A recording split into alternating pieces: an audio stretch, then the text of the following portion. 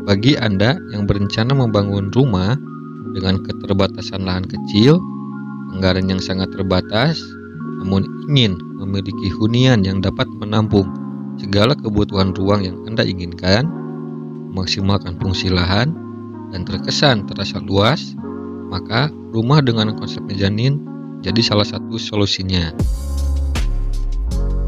Lantas, seperti apa rumah konsep mezanin itu? Dan apa saja syaratnya untuk membuat konsep rumah mezanin ini? Selengkapnya simak terus video ini ya. Jangan lupa untuk subscribe, like, dan share videonya.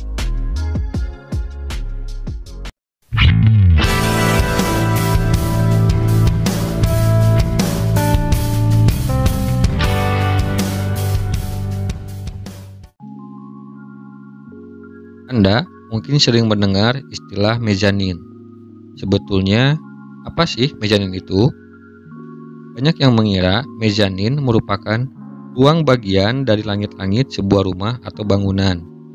Sebetulnya, mezanin dapat dikatakan seperti balkon, namun berada di dalam ruangan atau lantai tambahan. Pengertiannya adalah, mezanin merupakan lantai yang berada di tengah antara lantai bawah dan atap atau plafon dengan luas yang biasanya hanya sepertiga dari luas ruangan. Oke. Menerapkan mezanin di dalam konsep rumah di atas lahan yang terbatas merupakan solusi tepat untuk memaksimalkan area dan membuat ruang lebih fungsional. Berarti dengan konsep mezanin menjawab kebutuhan ruang yang lebih dan yang Anda inginkan di area yang sempit. Selain itu, mezanin memungkinkan Anda untuk mendapat ruang tambahan tanpa mengeluarkan biaya yang besar dibandingkan dengan merenovasi rumah atau membangun ruang tambahan.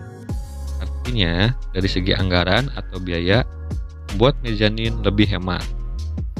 Good job.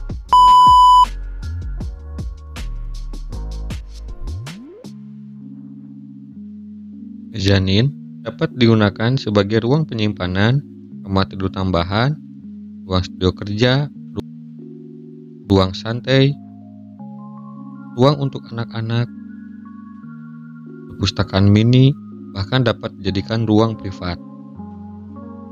Ada beberapa prinsip dalam membuat konsep mezanin. Yang pertama, mezanin desain terbuka. Mezanin dengan desain terbuka cocok untuk keterbatasan lahan. Posisinya biasanya dekat ruang utama atau area semi publik. Keuntungan membuat mezanin terbuka pada area semi publik, desain rumah Anda akan terlihat berbeda dan unik, serta akses tetap mudah dijangkau sehingga mudah berinteraksi antara lantai mezanin dan lantai bawahnya. Yang kedua, mezanin privat. Bagi Anda yang menginginkan mezanin dengan privasi, Anda cukup menambahkan material-material partisi, bisa menggunakan partisi kaca, railing aluminium, atau ornamen kayu. Yang ketiga, mezanin di sudut ruangan.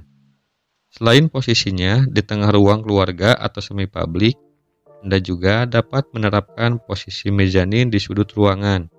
Biasanya, mezanin di sudut ruangan diperuntukkan untuk tempat tidur atau ruang membaca. Yang keempat, mezanin di dalam kamar tidur.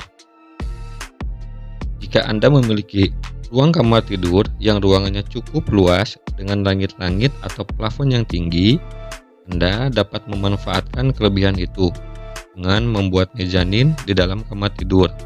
Biasanya akan dimanfaatkan sebagai ruang penyimpanan, tambahan untuk ruang tempat tidur atau ruang kerja mini. Good job. Setelah Anda mengetahui pengertian, fungsi, dan prinsip penerapan konsep mezanin ke dalam rumah Anda, lantas bagaimana syarat dan panduan membuat konsep mezanin rumah? 1. Luas ruangan. Lantai mezanin menggunakan sepertiga luas ruangan. Oleh karena itu, pastikan luas ruangan Anda mencukupi, sehingga keberadaan mezanin tidak membuat ruangan menjadi sempit. Rekomendasinya, posisi mezanin agar rumah Anda terlihat unik berada di tengah ruang semi publik seperti ruang keluarga misalnya. kedua, tentukan fungsi. Setelah mengetahui luas ruang tercukupi dibuat mezanin, selanjutnya tentukan fungsi dari ruang mezanin tersebut. Jika lantai mezanin cukup luas, Anda bisa memanfaatkan sebagai tambahan ruang tidur atau ruang kerja studio. Namun, jika luasnya terbatas, lantai mezanin ini dapat difungsikan sebagai perpustakaan mini atau sudut untuk membaca. Good job. 3. Tinggi. Selain luas ruangan, tinggi ruangan mutlak diperhatikan. Supaya mezanin tidak terlihat menyesakan, menurut Impressive Interior Design, tinggi minimal antara lantai ke plafon yaitu 4,4 meter. Karena mezanin akan mengambil bagian ketinggian setengahnya. Jadi masih cukup sekitar 2,1 meter. Untuk lantai bawah mezanin, dari lantai mezanin sampai ke plafon atau ruang atap, saya rekomendasikan minimal ketinggian ruangan yang tersedia yaitu 5 meter, sehingga lebih terasa luas dan nyaman. 4. Pencahayaan dan sirkulasi udara. Karena bagian ruang yang luas tadi diambil oleh mezanin, jadi sebaiknya pencahayaan bukaan alami tetap memasuki mezanin dan lantai bawahnya. Pola layout susunan hubungan antar ruang, layout denah keseluruhan ini penting direkayasa dengan baik supaya sirkulasi udara dan cahaya tetap terjaga. Good job. Yang kelima, material. Ada 4 material yang dapat digunakan untuk membuat mezanin, yaitu kayu. Jika menggunakan kayu, pastikan kualitas kayu yang baik dan ketebalan yang cukup. Kolom kayu biasanya menggunakan ukuran 10x10 rangkap 2 dengan balok kayu ukuran 10x20 cm. Material yang lainnya yaitu beton. Beton merupakan material yang sering diandalkan karena kekuatannya.